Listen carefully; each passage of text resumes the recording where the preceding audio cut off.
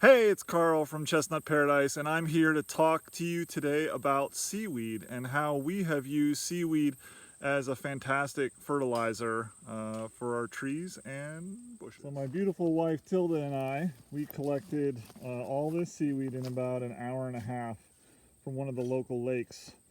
And they have, in New York, we have this invasive species called the zebra mussel.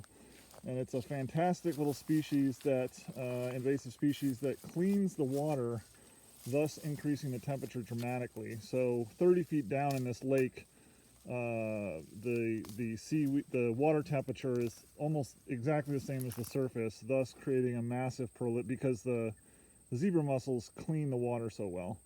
So this is freshwater seaweed. We've also used seaweed from the ocean.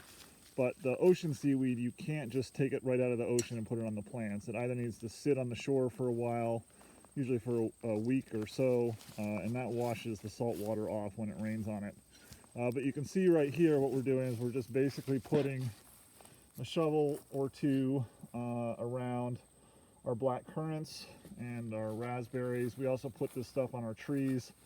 Normally you wouldn't want to fertilize this late in the season, it's mid-August, but we actually pretty much completely ignore that, and we just keep putting this fertilizer on our trees right up till late September, whatever we can get.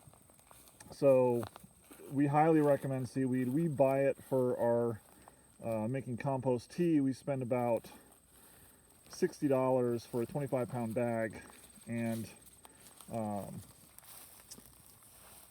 we've got about 5,000 to 6,000 pounds of seaweed right here that we're gonna put around our trees and bushes.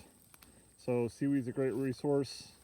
Get as much of it as you can, and it's nice to unload it from a trailer because it's low. And also you want the seaweed to come as fresh as you can right out of the water. So you can see this green stuff is really what you want.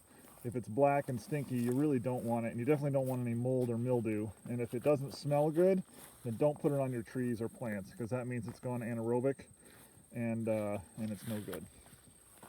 Thanks for watching. Don't forget to subscribe. So occasionally when you're unloading the seaweed, you'll run into something like this, and that shows mildew and mold.